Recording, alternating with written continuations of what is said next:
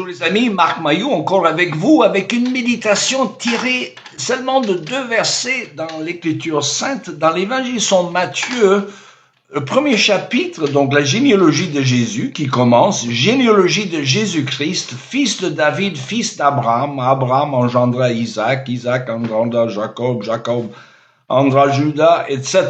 Et je saute jusqu'au verset 16, Jacob, une autre, pas le patriarche, mais Jacob engendra Joseph, l'époux de Marie, de laquelle est né Jésus. Et on remarque un dernier verset dans l'Évangile selon Luc, généalogie de Jésus cette fois, mais un verset, au chapitre 3, verset 23, Jésus avait environ 30 ans lorsqu'il commença son ministère. Il était, comme on le pensait, fils de Joseph, fils d'Élie, H-E-L-I. Donc, j'arrête la lecture là. Mes amis, quiconque ait lu l'Évangile selon Matthieu sait que ça commence avec la généalogie de Jésus. Et ce n'est pas sans importance, car c'est une manière de nous rappeler que Jésus a ses racines dans l'histoire humaine. L'Évangile, c'est l'histoire et non pas un conte de fées. Or, les contes de fées commencent de manière imprécise. Il était une fois, on ne précise pas quand, dans un pays lointain, on ne précise pas où, une jolie princesse qui vivait dans le château de son père, le roi, et on ne précise pas qui.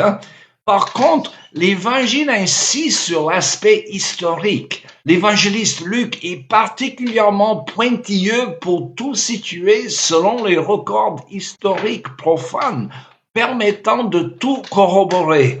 Mais Matthieu, ici, au premier chapitre de son récit, il nous montre qu'il s'agit d'un personnage historique et dont voici les ancêtres. Seulement, il y a un problème.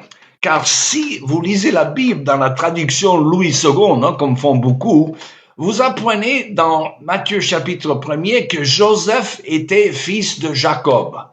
Mais dans la généalogie de Joseph fournie par l'évangile selon Luc, nous lisons qu'il était fils d'Élie, H-E-L-I. Alors, le père de Joseph s'appelait-il donc Jacob ou Élie? Car il ne pouvait pas avoir de père.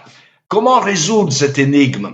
Mais la traduction du semeur que j'utilise propose la solution qui rend Jacob et Élie comme des ascendants de Joseph sans préciser s'ils étaient le père ou le grand-père ou même l'arrière-grand-père. Et c'est possible. Nous savons d'ailleurs par autre exemple que les listes généalogiques que l'on retrouve partout dans la Bible sautent parfois des personnages dans les généalogies pour des raisons que nous ignorons. Ainsi, quelqu'un est appelé le père de quelqu'un alors qu'il n'était en réalité que le grand-père ou même l'arrière-grand-père. Mais je ne pense pas que ce soit le cas ici dans le récit de Matthieu qui nous raconte l'histoire de la naissance de Jésus selon l'expérience de Joseph et qui donne logiquement la généalogie de Joseph dont le père apparemment s'appelait Jacob. Alors, par contre, dans l'évangile selon Luc, au chapitre 3, nous avons plutôt l'histoire de la naissance du Christ selon l'expérience de sa mère Marie.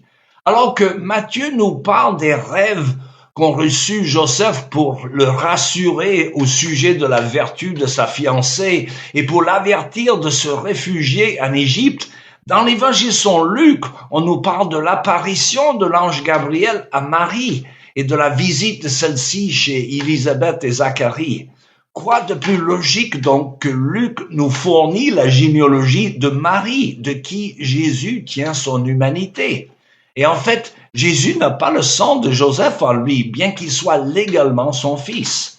Mais cela ne résout pas le problème quant à l'identité du père de Joseph. Et pour cela, il fallait faire un peu de recherche par laquelle on apprend que Marie s'appelait dans la tradition juive Myriam Bat Élie, ce qui veut dire Myriam, fille d'Élie. Alors apparemment, elle était fille unique de ce dénommé Élie, car selon une tradition juive, lorsqu'une fille unique se mariait, son mari, en l'occurrence Joseph, était désormais considéré comme le fils de son nouveau beau-père. Et alors, il n'est pas étonnant donc que Joseph, fils de Jacob, selon Matthieu, était appelé aussi fils d'Élie, alors qu'il n'était que le gendre d'Élie. Et voici donc un exemple d'un problème que l'on peut résoudre avec un peu de recherche. Hein.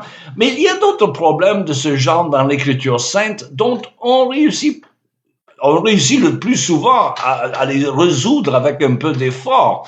Mais quant aux autres, il faut continuer à faire confiance à Dieu, car celui qui a donné sa parole infaillible aux hommes était bien capable de le conserver contre toute corruption.